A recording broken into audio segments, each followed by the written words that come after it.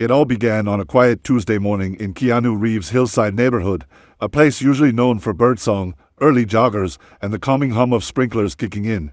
But that morning, Keanu woke up to something unusual. An official-looking HOA memo taped to his front gate. The paper was stamped urgent, emergency policy change, signed by someone he knew too well. Karen Caldwell, the self-proclaimed interim HOA president, a title she had basically seized by sheer intimidation and ego. The memo claimed that no vehicles were permitted to remain parked in residential driveways overnight, effective immediately, and violators would face $500 fines for each infraction. Keanu stared at the notice with a puzzled half-smile. Not because it bothered him, but because he could already smell that something about this was off. Keanu's driveway regularly held two vehicles, his quiet black motorcycle and an aging but beloved pickup truck he used for volunteer goods, clothing donations, food deliveries, and pet rescue supplies. He had been doing that for years. So he calmly walked next door to check on Mrs. Ramirez, his elderly neighbor who relied on her daughter's car being parked overnight for her transport to medical appointments. Sure enough, she had the same notice, with a bright red $500 citation already slapped onto the windshield. Her daughter was in tears, terrified that they couldn't afford it. Keanu gently took the notice from her hands and read it carefully. Something wasn't just annoying here, something was illegal. The more neighbors he checked, the stranger the pattern looked. Only certain residents were cited, mostly those who had questioned Karen before, the veteran who refused to repaint his door beige, the young family who installed solar panels, the single mom who kept potted plants too close to the walkway. And now Mrs. Ramirez.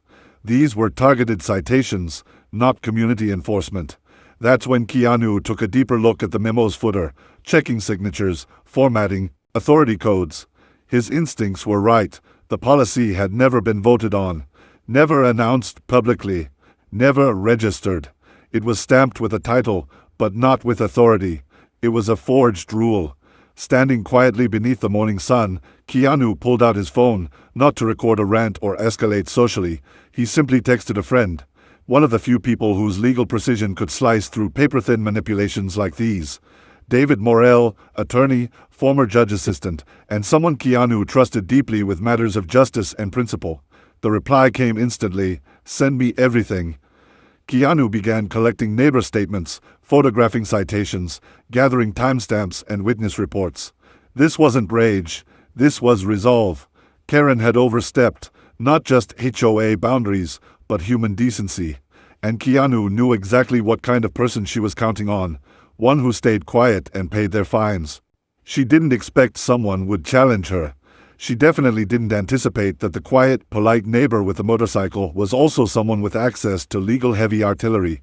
And as Keanu walked back toward his house, collecting another citation from a mailbox, he wasn't angry, he was ready. Karen Caldwell didn't just ignore the growing tension, she escalated it. By late afternoon, she was marching up and down the street with a clipboard, issuing fresh policy warnings, with a smug, self-important stride, as if she were an officer of the law rather than a neighborhood busybody. Residents watched from behind curtains as she photographed driveways, spoke aggressively to homeowners, and repeated the same phrase over and over, "Rules are rules. You don't like it, take it up with the board." The problem, of course, was that Karen was the board, or at least she had crowned herself so. She liked the feeling of control. She liked people being afraid of penalties. And she definitely liked the idea that no one could stop her. Keanu, however, observed everything calmly and silently. He didn't confront her directly, not yet.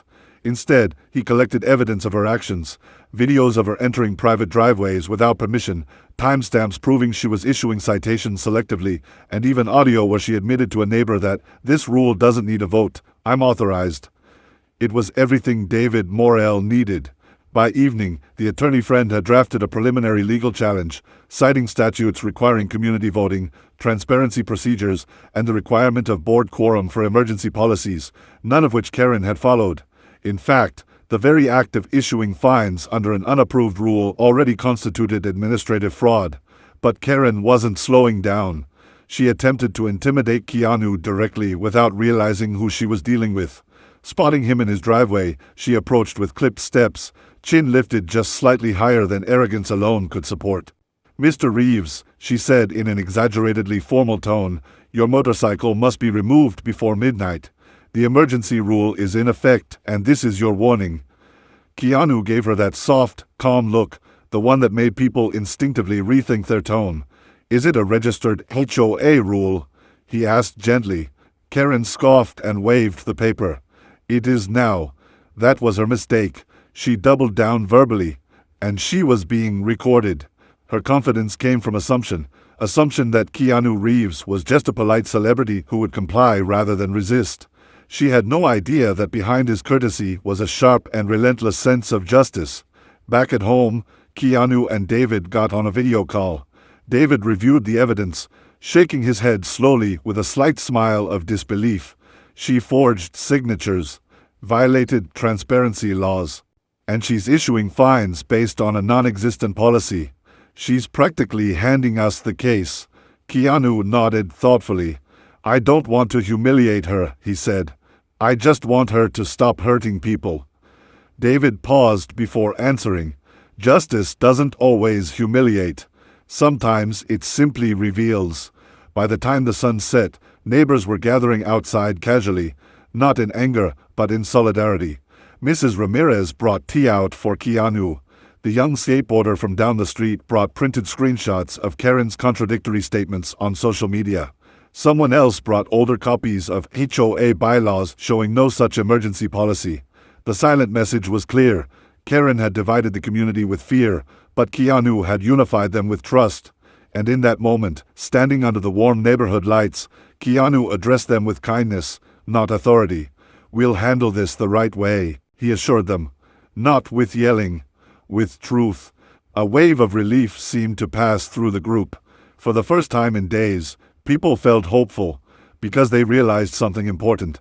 Karen might have forged a rule, but Keanu had brought something far more powerful, someone who could tear it apart in court. The courthouse was quiet, dignified, and bathed in the kind of stillness that only precedes confrontation. Karen arrived early, wearing a sharp blazer and clutching her clipboard like a badge of authority, strutting through the halls as though she were the plaintiff and judge combined. She seemed confident, maybe because she believed her fabricated narrative would hold, or maybe because she assumed no one would dare challenge her. But when Keanu walked in, calm, respectful, nodding kindly to security guards and clerks, Karen's expression flickered. And when David Morrell appeared behind him, carrying a full legal binder, Karen visibly paled. The judge, an older woman with steady eyes and a reputation for sharp insight, called the room to order. Karen began with an assertive speech, painting herself as a leader who acted under emergency necessity. She claimed that driveway parking posed a safety hazard, that she was executing swift executive action, and that fines were a lawful deterrent for community risk. Her voice was forceful, but her logic was thin. When the judge asked to see evidence of a board vote, Karen hesitated. When asked for signatories of approval from other board members, she deflected. And when asked whether she notified residents prior to enforcement, she stumbled. It was like watching a thread unravel with each question. Then it was David's turn. He didn't grandstand or dramatize. He simply presented facts, one by one, calmly, with surgical precision. He displayed timestamps proving no emergency meeting occurred. He showed the forgery, the copied and pasted signature from an old document. He presented audio of Karen claiming unilateral authority. He laid out HOA bylaws that expressly forbid single-person policy enactment. He even showed surveillance evidence of Karen trespassing on private property to issue citations. As each piece of evidence appeared on the projector screen, Karen shrank deeper into receipt. At one point she muttered, "This is being blown out of proportion," earning a raised eyebrow from the judge.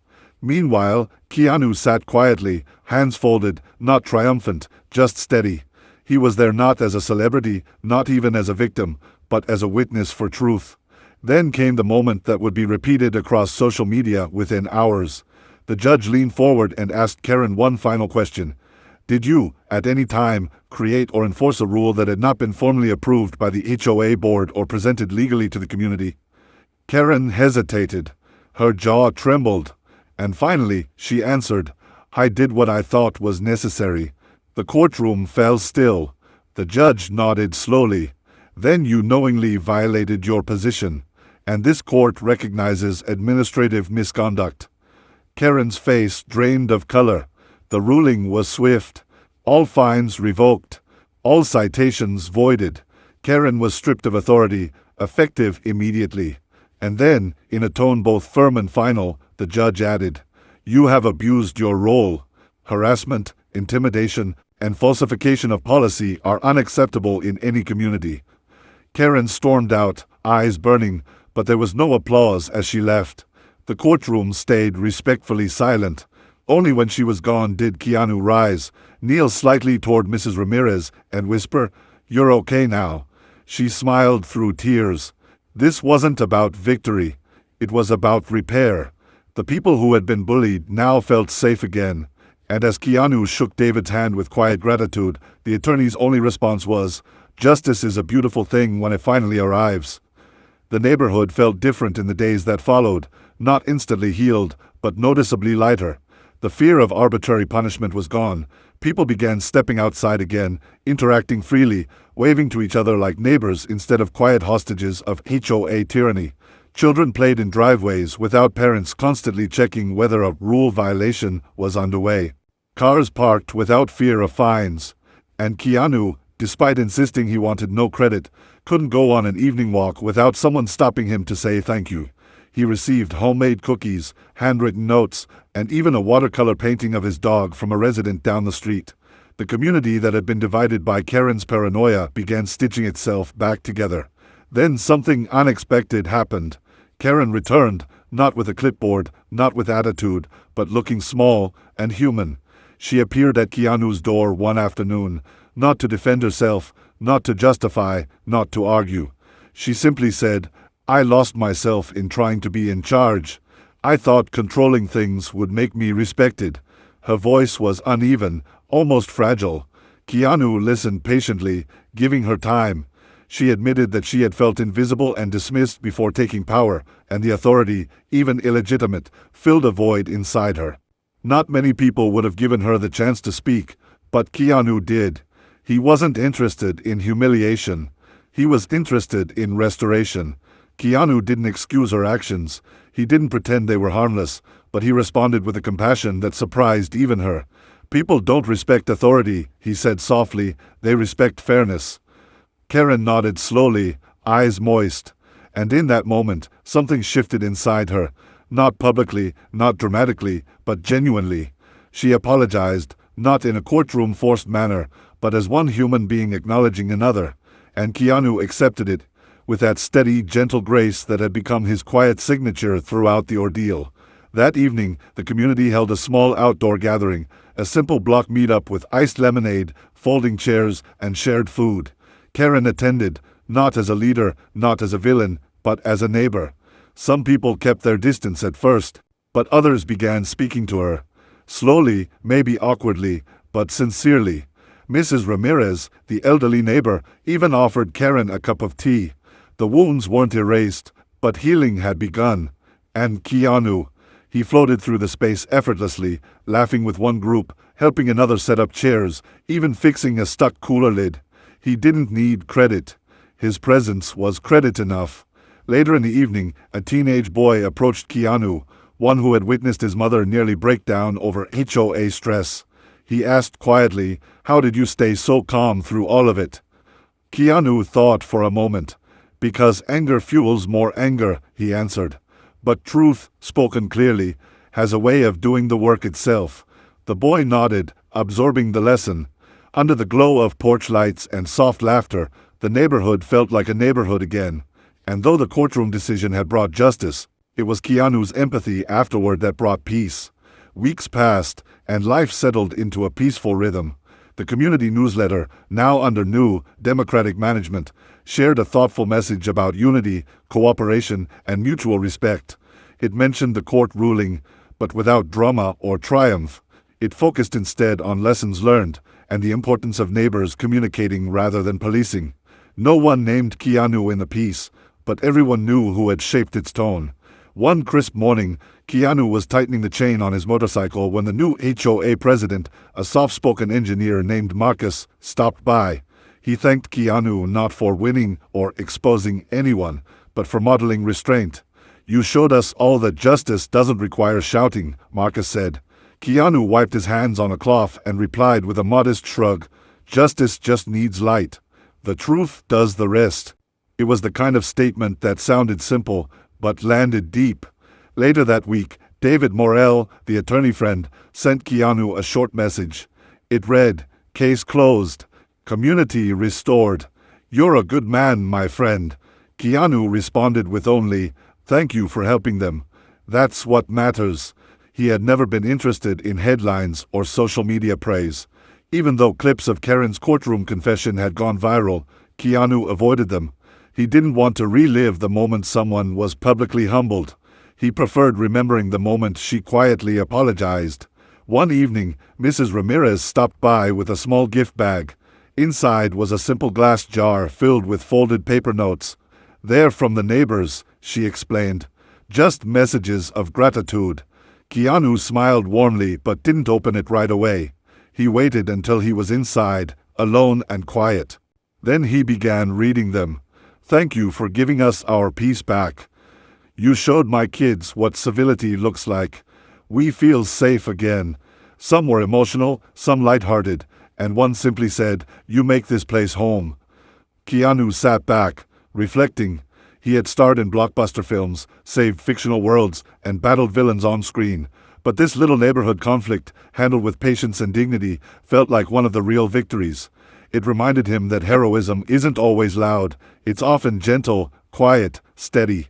And so the story faded, not with fireworks or confrontation, but with the calm of normalcy returning. Families tended gardens. Children rode bikes. Cars parked peacefully. And Keanu, soft-spoken, thoughtful Keanu, remained not a savior above the community, but a part of it. Sometimes the greatest power isn't force, but grace.